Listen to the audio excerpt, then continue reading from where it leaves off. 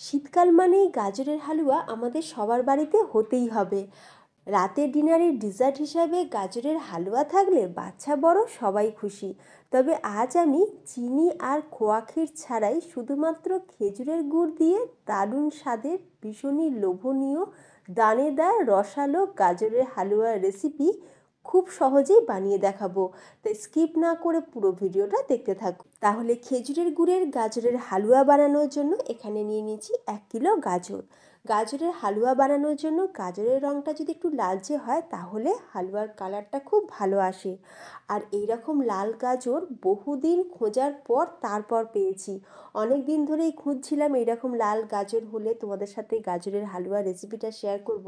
তো সেটা আর হয়েই উঠছিল না, মানে মার্কেটে তো খুঁজেই পাওয়া যাচ্ছিল না। এখন মার্কেটে দেখবে এইরকম লাল গাজর খুব একটা দেখতে পাওয়া যায় না। যা দেখতে পাওয়া যায় ওই রকম অরেঞ্জ টাইপের গাজরগুলো। তো প্রথমে আমরা কি করলাম, গাজরের যে খোসাটা সেটাকে ছুরি দিয়ে নেচে ফেলে দিলাম। তোমরা চাইলে বটি দিয়েও কিন্তু করে নিতে পারো। তারপরে আমি ভালো করে ধুয়ে নিয়েছি। ধুয়ে নেওয়ার পর এরপর এইরকম একটা গ্রেটার দিয়ে আমরা কিন্তু গাজরটাকে গ্রেট করে নেব। তবে অনেককেই দেখেছি গাজরকে গ্রেট না করে প্রেসার কুকারের মধ্যে দিয়ে দুধ দিয়ে গাজরটাকে সিদ্ধ করে তারপরে হালুয়া বানায়, কিন্তু ট্র্যাডিশনাল পদ্ধতিতে গাজরটাকে গ্রেট করে নিয়েই কিন্তু হালুয়া বানানো হয়। তো আজ আমি একদম ট্র্যাডিশনাল পদ্ধতিতে গাজরের হালুয়া রেসিপি তোমাদের সাথে শেয়ার করছি। তাই আমি দেখো গাজরটাকে প্রথমে গ্রেট করে, গাজরগুলো কিন্তু খুব ভালোভাবে গ্রেট করে নেওয়া হয়ে গেছে। আর গাজরের দেখবে এই যে ভেতরে যে হলুদ পাটটা, এটা কিন্তু আমি দিইনি, তোমরা চাইলে দিতেও পারো, তবে আমি এটা দিইনি কারণ এই ভেতরের পাটটা যেহেতু হলুদ, তাই এটা দিলে হালুয়ার কালারটা আবার একটু চেঞ্জ হবে। তো আমি এগুলোকে দেবো না, আমি অন্য সবজি রান্নাতে এটা ব্যবহার করে নেব। আচ্ছা, এরপর গ্যাসের ওপর এবার কড়াই বসিয়ে দিয়েছি, একটা মোটা ধরনের কড়াই কিন্তু বসিয়েছি। আচ্ছা, তারপরে এখানে আমি দিয়ে দিচ্ছি বড় চামচের 1 টেবিল চামচ ঘি। ঘিটা মেল্ট হয়ে গেলে এর মধ্যে আমরা কিছু কাজু আর কিশমিশ এটাকে একটু হালকা একটু ফ্রাই করে নেব। কিছুটা কাজু আর কিশমিশ আমি এরকম কুচি করে নিয়েছিলাম, তো সেটাকে দিয়ে আমরা এখন ড্রাই ফ্রুটসকে একটু ফ্রাই করে নিচ্ছি। ড্রাই ফ্রুটস একটু ফ্রাই করে নিয়ে হালুয়াতে দিলে বা যে কোনো পায়েসে দিলে দেখবে টেস্ট আরও বেশি বেড়ে যায়। খাওয়ার সময় যখন মুখে পড়ে না, দারুণ লাগে খেতে। তো ড্রাই ফ্রুটসগুলো দেখো ভাজা হয়ে গেছে, খুব বেশি কিন্তু ভাজবো না, তাহলে আবার কিশমিশটা পুড়ে যেতে পারে। তুলে রেখে দিলাম। তারপর কড়াইতে যে অবশিষ্ট ঘিটা আছে তার মধ্যে আমরা গাজরটাকে এখন দিয়ে দেবো। গাজর দিয়ে 7 থেকে 8 মিনিট লো ফ্লেমে আমরা গাজরটাকে ঘিয়ের সাথে একটু ভালো মতন ভাজা ভাজা করে নেব। এতে করে গাজরের যে কাঁচা গন্ধ সেটা একদমই থাকবে না। গাজরের এই রকম হালুয়া বানিয়ে বন্ধুরা তোমরা যাকেই খাওয়াবে সে কিন্তু রেসিপি জানতে চাইবেই। সাধারণত আমরা কিন্তু চিনি দিয়ে বা খোয়া ক্ষীর দিয়ে গাজরের হালুয়া বানাই, আজকে আমরা এই দুটোর মধ্যে কোনোটাই দেব না। গ্যাসের ফ্লেমটাকে লোতে দিয়ে গাজরটাকে আমরা ঘিয়ের সাথে খুব ভালো করে ভাজা ভাজা করে নিয়েছি। দারুণ একটা ফ্লেভার আসছে এখন থাকতেই। তো খুব ভালো করে গাজরটাকে একটু নাড়াচাড়া করে নিলাম। এরপর আমরা এর মধ্যে দিয়ে দিচ্ছি একদম অল্প সামান্য একটুখানি নুন। যে কোনো মিষ্টির জিনিসে একটু নুন দিলে টেস্টটা কিন্তু ব্যালেন্স হয়। তো আমি একদম অল্প সামান্য একটু নুন দিয়ে দিলাম, দিয়ে আরও একবার ভালো করে মিশিয়ে নিয়েছি। এরপর দেখো ফ্রেন্ডস, এখানে আমি 1 লিটার দুধকে ফুটিয়ে হাফ লিটার করে নিয়েছি। মানে যতটা গাজর নিতে হবে সেম কোয়ান্টিটি কিন্তু দুধটা দিতে হবে, তাহলে টেস্ট কিন্তু খুব ভালো আসবে। তবে তোমরা চাইলে কিন্তু দুধের পরিমাণটা একটু কমও রাখতে পারো।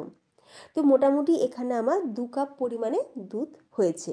মানে 1 লিটার দুধ যখন নিয়েছিলাম তখন এটা 4 কাপ ছিল, আর এখন ফুটিয়ে এটাকে একদম হাফ করে নিয়েছি।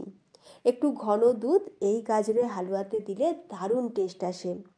এরপর আমরা খুব ভালো করে মিক্স করে নেব। অলরেডি গাজর কিন্তু আমাদের কুক হতে শুরু হয়ে গেছে, যেহেতু ঘিয়ের সাথে গাজরটাকে একটু নাড়াচাড়া করেছি।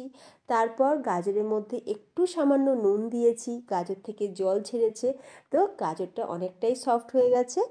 আমরা এখন দুধ দিয়ে এবার চাপা দিয়ে আমরা এটাকে কুক হতে দেবো। গ্যাসের ফ্লেম কিন্তু লোতেই রাখতে হবে। গাজরের হালুয়ার ক্ষেত্রে যত লো ফ্লেমে গাজরটা রান্না করা যাবে টেস্ট কিন্তু তত বাড়বে। মানে চাপা দিয়ে রান্না করব, আবার ঢাকনা খুলবো, আবার একটু নাড়াচাড়া করে নিয়ে আবার চাপা দেবো। ঠিক এই রকম প্রসেসই চালিয়ে যেতে হবে। তো যখন দেখবে গাজরটা বেশ নরম হয়ে যাবে, এখানে আমি দিয়ে দিচ্ছি গুঁড়ো দুধ। এখানে দিয়ে দিলাম 50 গ্রাম গুঁড়ো দুধ। যেহেতু আজ আমরা খোয়া ক্ষীর ব্যবহার করছি না, তাই গুঁড়ো দুধ দিলে টেক্সচারটা যেমন ভালো আসে, টেস্ট কিন্তু দারুণ আসে। গুঁড়ো দুধটা দেওয়ার চেষ্টা অবশ্যই করবে। এবার গুঁড়ো দুধ দিয়ে খুব ভালো করে আমরা মিক্স করে নিয়েছি। আর দেখো ফ্রেন্ডস, গাজরের মধ্যে কিন্তু এতটুকু আর জলজলে ভাব নেই, পুরো এটা ড্রাই হয়ে গেছে, দুধটা পুরোপুরি টেনে নিয়েছে। এরপর আমরা দিয়ে দিচ্ছি এখানে খেজুরের গুড়। এখানে আমি দিয়ে দেবো 1.5 কাপ পরিমাণে খেজুরের গুড়। এখানে পাতলা যে খেজুরের গুড় সেটা দিচ্ছি। তোমরা চাইলে পাটালি গুঁড়ো ব্যবহার করতে পারো বা গাঢ় যে খেজুরের গুড় সেটাও দিতে পারো।